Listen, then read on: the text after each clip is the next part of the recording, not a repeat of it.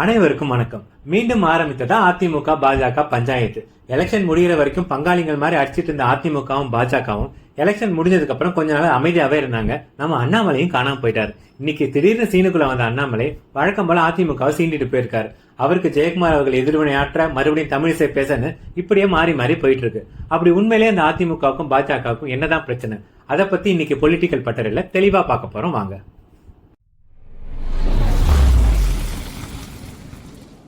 Politics பேசுறான். Politics, பரதேசி பசங்க politics.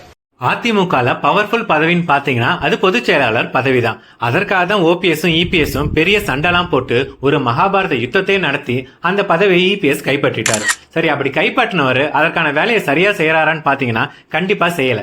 முக்கியமா அதிமுகவை யாராவது விமர்சிச்சு பேசினாவோ, அதனோட தலைவர்களை தரம் தாழ்ந்து விமர்சிச்சாலோ முதல் எதிர்வினை இபிஎஸ் கிட்ட இருந்து தான் வரணும். ஆனா அதை அவர் செய்யாம அவருக்கு பதிலாக முன்னாள் அமைச்சர்களை வச்சே பேசிட்டு இருந்தாரு. குறிப்பிட்டு சொல்லணும்னா 2 நாளைக்கு முன்னாடி பாஜக மாநில தலைவர் திரு அண்ணாமலை அவர்கள் முன்னாள் முதல்வர் ஜெயலலிதாவை விமர்சிச்சு பேசியிருந்தார். அதாவது ஜெயலலிதா அவர்கள் மிகப்பெரிய இந்துத்துவா தலைவர்னும் இந்துத்துவா கொள்கைக்காக பாடுபட்டவர்னு சொல்லியிருந்தார். அவர் மறைவுக்கு பிறகு அதிமுக அந்த கொள்கையை கைவிட்டதுனால அதிமுக இன்னைக்கு தோல்வி முகத்தில் இருக்குன்னு சொல்லியிருந்தார். இந்த விஷயம் அதிமுக தொண்டர்களுக்கிட்டே மிகப்பெரிய கொந்தளிப்பை ஏற்படுத்தியிருந்தது. நியாயமா பார்த்தா இந்த விஷயத்துக்கு முதல் ஆளா எதிர்ப்பு குரல் கொடுக்க வேண்டியது திரு எடப்பாடி பழனிசாமி அவர்கள் தான். ஆனா அவர் சைலண்டா இருந்துட்டு அவருக்கு பதிலாக திரு ஜெயக்குமாரை வச்சு அறிக்கை விட வச்சுட்டாரு. இந்த பக்கம் பாத்தீங்கன்னா சசிகலா அவர்கள் கூட நேரடியாக தன்னுடைய கண்டனத்தை பதிவு செஞ்ச நேரத்துல எடப்பாடி அவர்கள் இன்னுமே சைலண்ட் மோட்லயே இருக்காராம். இது மட்டும் இல்லாம கட்சிக்குள்ள நடவடிக்கை எடுக்க கூட எடப்பாடி அவர்கள் தைரியம் இல்லாமல் தயக்கத்தோட இருக்கதா சொல்லப்படுது. முக்கியமா எலெக்ஷன்ல சரியா வேலை செய்யாத நிர்வாகிகள், மாவட்ட செயலர்கள் மீது எந்த ஒரு நடவடிக்கையும் எடுக்கப்படலன்றதான் அவர் மேல வைக்கப்படுற மிகப்பெரிய குற்றச்சாட்டு. இதுவே ஜெயலலிதா அவர்கள் காலத்துல எலெக்ஷன் முடிஞ்ச மறுநாளே ஒரு கூட்டம் போட்டு எல்லார் மேலேயும் ஒரு பயங்கர நடவடிக்கை எடுத்திருப்பாங்க. ஆனா இந்த விஷயத்துல எடப்பாடி அவர்கள் ஒரு சிறு துரும்ப கூட கிள்ளி போடலன்னே சொல்றாங்க. இப்படி எந்த ஒரு விஷயத்தையுமே செய்யாம சும்மா இருக்கிறதுக்காக எதுக்காக இவ்வளவு கஷ்டப்பட்டு போராட்டம் பண்ணி அந்த பொதுச் செயலாளர் பதவியை வாங்கினீங்க? அதுக்கு பேசாம சசிகலா கிட்டயோ ஓபிஎஸ் கிட்டயோ அந்த பதவியை கொடுத்துட்டு போயிருக்கலாமேன்னு எல்லா தொண்டர்களுமே அவர்கிட்ட கேள்வி கேட்க ஆரம்பிச்சிட்டாங்க. வெளியில மட்டும் நானும் ரவுடிதான்ற மாதிரி நான் தான் கட்சியோட தலைவர்னு சொல்லிட்டா மட்டும் போதாது, அதற்கான வேலையும் செய்யணும்ட்டு அதிமுக தலைவர்கள்லாம் புலம்ப ஆரம்பிச்சிருக்காங்க.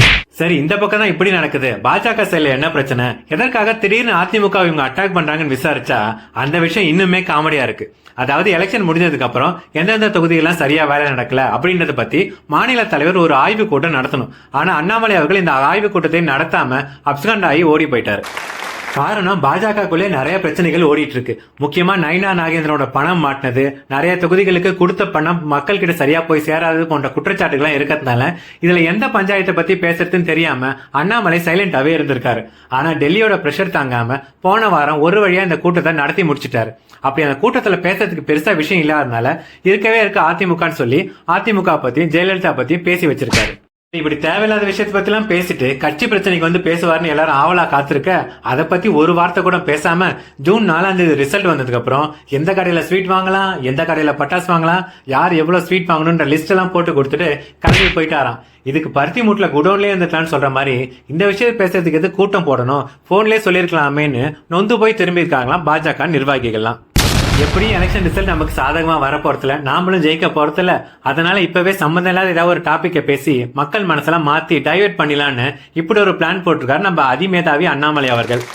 எலெக்ஷன் ரிசல்ட் வரதுக்கு முன்னாடி இப்படி 2 பேரும் மாத்தி மாத்தி அடிச்சுக்கிறாங்கன்னா எலெக்ஷன் ரிசல்ட் வந்ததுக்கு அப்புறம் இவங்க எந்த அளவுக்கு போவாங்கன்னு யோசிச்சு பாருங்க.